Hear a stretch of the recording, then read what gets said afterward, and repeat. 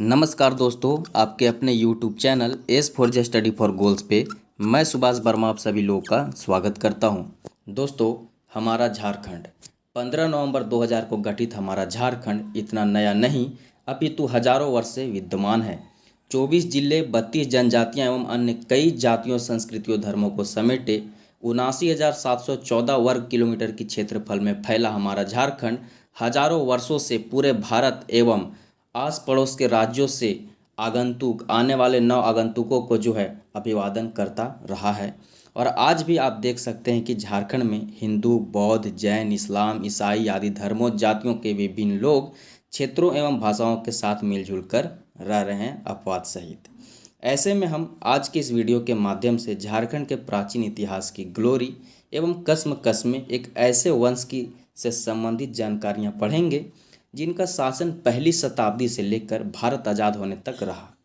अलग अलग मान्यताओं में पहली शताब्दी के अपितु नागवंश का आरंभ चौथी, 10वीं या 11वीं शताब्दी भी मानी जाती रही है, परंतु हम 10वीं शताब्दी या पहली शताब्दी ही मानकर चलेंगे। आगे चल के आपको मैं क्लियर कर दूंगा इस वीडियो में फैक्चुअल चीज़ें।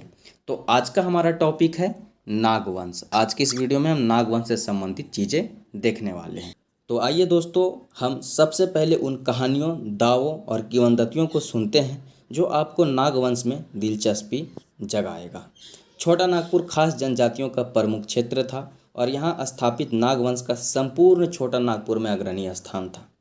नागवंश के आदि पुरुष व संस्थापक फनी मुकुट राय की राजधानी सुतियाम्बे रांची थी। सुतियाम्बे रांची की नज़दीक है, जो बाद में चुटिया, खुखरा, डोईसा, पालकोट तथा रातूगढ़ में प्रस्थापित होते रहे अलग अलग अन्य अन्य राजाओं के द्वारा, जो कि मैं आपको इस वीडियो के अंत में भी बताऊंगा।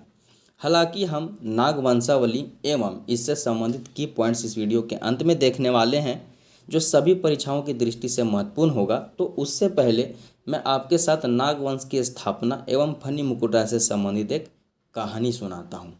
हालांकि अलग अलग कहानियों, किंवदंतियों में अलग अलग चीज़ें बताई गई हैं, अलग अलग जो इतिहासकार रहे हैं उनके द्वारा अलग अलग चीज़ें मानी गई हैं, परंतु दो कहानियाँ जो सबसे दिलचस्प हैं और जो रिलेटेबल लगते हैं, उनमें से पहली एक कहानी एकदम छोटी सी, जिसमें यह बताया जाता है एच.सी. राय के द्वारा या वेबस्टर की रिपोर्ट के अकॉर्डिंग कि मानकी मद्रा मुंडा नामक एक व्यक्ति था, जिन्होंने ही फनी मुकुट राय का पालन पोषण किया था जब वो उन्हें पाए थे।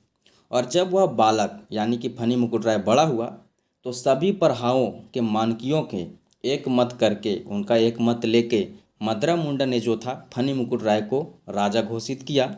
और राजा बनते ही फनी मुकुट ने रामगढ़, गोला, पलानी, तमाड़, बंता, हजाम, टोरी, मानकेरी तथा बरवा इत्यादि इलाकों पर अपना नियंत्रण कर लिया। एक यह पहली कहानी, इसमें मद्रा मुंडा को दर्शाया गया है मुख्य तौर पे। दूसरी कहानी जो सबसे दिलचस्प है और आपको दिलचस्पी जगाएगी नागवंश में, वह यह है कि यह कहानी सुनाने से पहले मैं एक छोटी सी एक और बात बता दूं कि 1789 के तात्कालिक नागवंशी महाराज धुर्पनाथ शाह ने उस समय के गवर्नर जनरल को एक कुर्सीनामा प्रेषित किया था, जिसमें उन्होंने बताया था कि नागवंश के संस्थापक फनी मुकुट राय थे। उन्होंने यह भी बताया कि फनी मुकुट राय पुंडरीक नाग एवं वाराणसी की ब्राह्मण कन्या पार्वती का पुत्र था, जिसे मद्रा मुंडा एवं अन्य नेताओं की स्वीकृति से राजा चुना गया था। तो यह एक अन्य फैक्ट है। ये सारी चीज़ें मैं आपको लास्ट में लाइन बाय लाइन बताऊंगा, जो कि आपको एग्जामिनेशन के लिए नोट डाउन कर लेना है। हालांकि अभी भी आप नोट डाउन करते चलोगे तो एक बहुत अच्छी बात होगी। अब आगे सुनिए, हम इस कहानी पे चलते हैं जो कि पुंडरीक नाग से संबंधित है और फनी मुकुट राय से संबंधित है।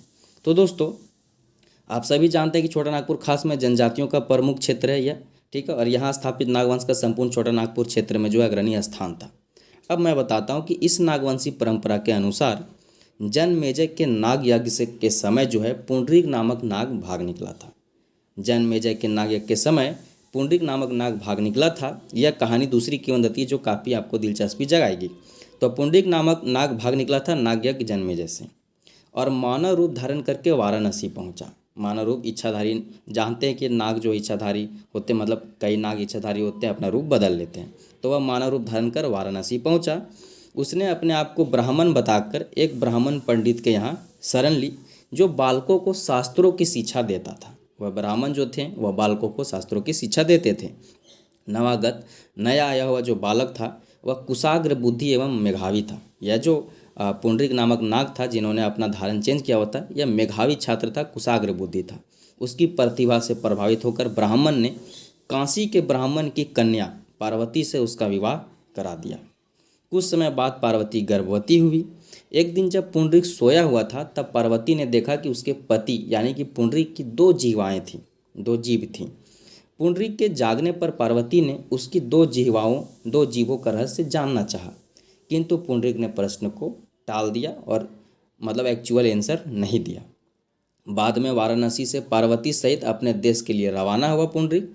जब वह परगना सुत्यांबे स्थित पिठौरिया जो कि रांची के नज़दीक ही है ग्राम से पार कर रहा था, तब एक पेड़ की छाया में विश्राम करने के लिए वे लोग रुके और वहीं पे पुंडरीक ने अपनी वास्तविकता प्रकट की और तब वास्तविकता प्रकट करने के बाद एक तालाब में छलांग लगाकर अदृश्य हो गया।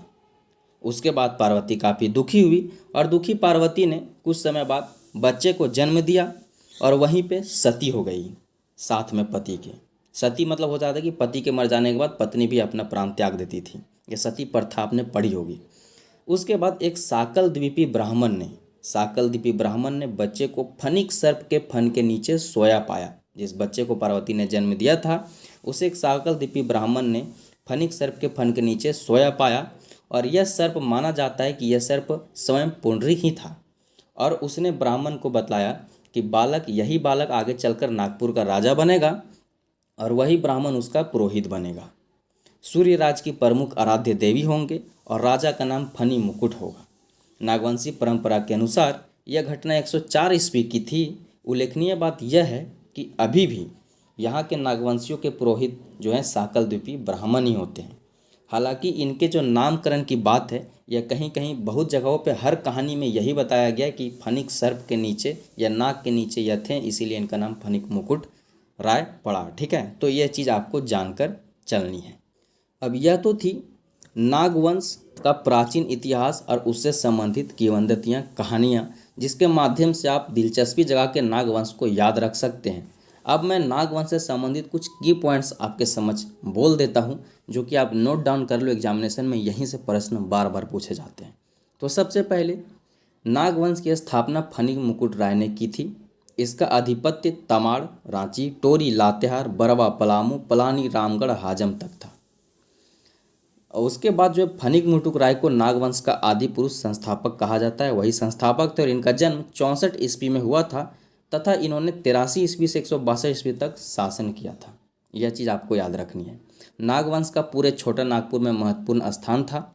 इस राज्य के पूर्व में पंचेत तथा दक्षिण क्षेत्र में क्योंझर यानी कि उड़ीसा राज्य स्थित था।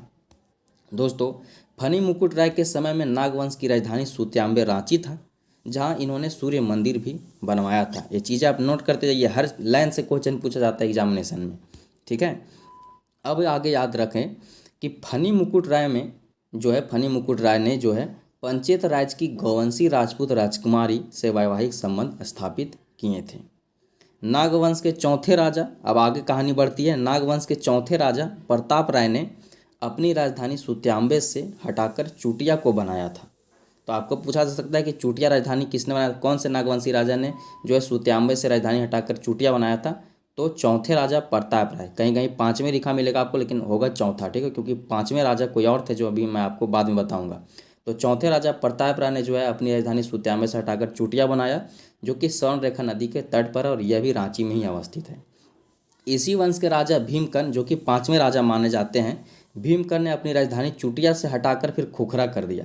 खुखरा बेड़ो तरफ है, लगभग 49-50 किलोमीटर रांची से है। ठीक है, और उसने क्या है कि खुखरा स्थापित कर दिया राजधानी, और बाद के राजाओं ने इसे और भी बदलते रहा और भी स्थापित करते रहा, और नागवंश की राजधानी जो है डोसा, पालकोट तथा रातूरगढ़ भी बने। तो इतनी चीज़ें आपको जो है इनसे संबंधित याद रखनी है बेसिकली, जो कि एग्जामिनेशन में पूछी जाएगी। और वीडियो के अंत में दोस्तों मैं आप सभी लोगों से यही कहना चाहूँगा कि अगर आप वीडियो में यहाँ तक बने रहें तो निसंदेह आपको वीडियो शायद अच्छी लगी है। अगर आपको यह वीडियो अच्छी लगी है तो वीडियो को लाइक कर ज़्यादा से ज़्यादा शेयर करें। और क्या आप जानते हैं नागवंशी शासन व्यवस्था के बारे में या नागवंशियों के बारे में, आप कमेंट सेक्शन में कमेंट करके बताएं। और नागवंश से संबंधित आप क्या जानना चाहते हो, उनकी शासन व्यवस्था जानना चाहते हो तो कमेंट करें। मैं नेक्स्ट वीडियो में ले आऊँगा। साथ ही साथ दोस्तों मैं आपको यह कहना चाहूँगा कि स्टडी फॉर गोल्स का टेलीग्राम भी है, स्टडी फॉर गोल्स का ऐप भी है। ऐप पे बहुत सारे जेपीएससी जेएसएससी के कोर्सेस हैं और टेलीग्राम पे डेली फ्री क्विजेस आते हैं जिनका लाभ आप ले सकते हैं। और जिन सब चीज़ों का जो है डिटेल इस वीडियो के कमेंट सेक्शन में या फिर डिस्क्रिप्शन में दे दी जाएगी, जहां से आप लिंक के माध्यम से S4J स्टडी फॉर गोल्स के अन्य सोशल मीडिया माध्यमों से आप जुड़ के लाभ ले सकते हैं, अपनी पढ़ाई को अच्छी कर सकते हैं। साथ ही साथ वीडियो के अंत में मैं आपसे एक क्वेश्चन पूछना चाहूँगा।